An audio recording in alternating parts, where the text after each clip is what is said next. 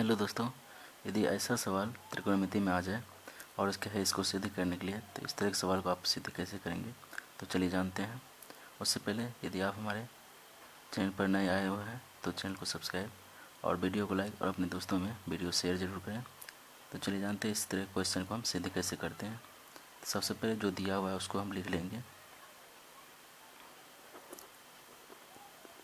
जिससे दिया हुआ है कि ए बराबर 60 डिग्री और क्या दिया हुआ है बी बराबर 30 डिग्री। तो उसके बाद कह रहा है कि कॉस ए प्लस बी बराबर cos A cos B minus sign A sine B proof करने के लिए। तो इस तरह क्वेश्चन में क्या होता है कि आपको जैसे एल एच इस साइड को क्या कहते हैं हम एल एच एस मतलब बायां पक्ष, और इधर कहते हैं इसको दायां पक्ष राइट हैंड साइड। तो इसमें क्या होता है कि आपको इससे पहले एल एच एस निकाल लीजिए। एल एच एस को जो वैल्यू आएगा यदि आर एच एस के वैल्यू से मैच करता है यानी दोनों मिल जाता है सेम वैल्यू आता है तो उसको हम कह सकते हैं कि यह त्रिकोणमिति सिद्ध है अर्थात प्रूफ हो रहा है। तो चलिए जानते हैं इसको हम कैसे बनाएंगे। तो सबसे पहले लिखेंगे हम फ्रॉम एल एच एस, इसको हम क्या करेंगे एल एच एस और इसको हम कहते हैं आर एच एस अर्थात इसको कहेंगे हम बायां पक्ष और इसको दायां पक्ष कहेंगे। तो इसी हम पहले एल एच एस को सॉल्व करते हैं। तो लिखेंगे यहाँ पर फ्रॉम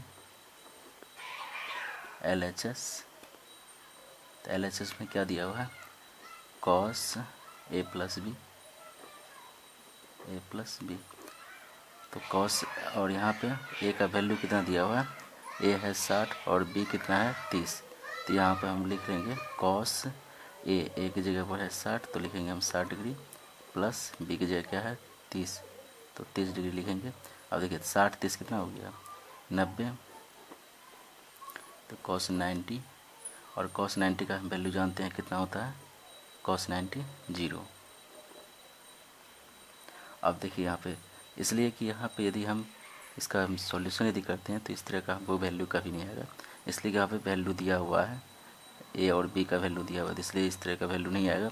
इसलिए हम क्या करेंगे इसको पहले जैसे एल एच एस पे हल किए अब आर एच एस की तरफ से फिर हल करेंगे। यदि दोनों का वैल्यू सेम आ जाएगा तो क्या होगा यह जो है त्रिकोणमिति सिद्ध हो जाएगा। तो चलिए अब अभी एल एच एस देख लिए, अब आर एच एस देखते हैं। तो यहाँ लिखेंगे फ्रॉम आर एच एस अर्थात दायां पक्ष से। तो दायां पक्ष में क्या दिया हुआ है पहले जो दिया हुआ है उसको लिख लेंगे। दिया हुआ है cos A cos B minus sign A Guna sine B. अब देखिए यहाँ पर ए और बी हमको पहले से दिया हुआ है, इसको क्या करेंगे हम यहाँ पे ए और बी का मान रखेंगे। तो चलिए रखते हैं। तो कॉस ए की जगह पे ए कितना है 60 तो 60 डिग्री लिखेंगे यहाँ पर, फिर गुना कॉस बी तो कॉस बी का वैल्यू कितना है 30 तो 30 डिग्री माइनस साइन ए का वैल्यू कितना है 60 तो 60 डिग्री गुने साइन बी का वैल्यू कितना है 30 डिग्री। अब जहाँ हम मान सारने से जानते हैं कि कॉस 60 का मान कितना होता है कॉस 60 हो गया आपको 1/2 और कॉस 30 का मान होता है √3/2 माइनस साइन 60 का मान होता है √3/2 गुने साइन 30 का मान होता है 1/2। अब इसी का हम सॉल्यूशन करेंगे। तो देखिए यहाँ पे क्या हो रहा है कि यदि इसको हम लिखते हैं तो क्या हो जाएगा √3/4 और इसको भी लिखते हैं माइनस तो क्या आ जाएगा √3/4। जब देखिए दोनों का वैल्यू क्या आ रहा है सेम है तो दोनों क्या होगा कट कट क्या होगा 0 ही हो जाएगा। तो 0 हो गया। तो इससे तो स्पष्ट हो रहा है कि एल एच एस जो है मेरा एल एच एस कितना आया 0 और आर एच एस यहाँ पर एल एच एस क्या आया 0 आया और आर एच एस भी हमको क्या आ रहा है 0 ही आ रहा है। तो इसको हम लिख सकते हैं कि चूँकि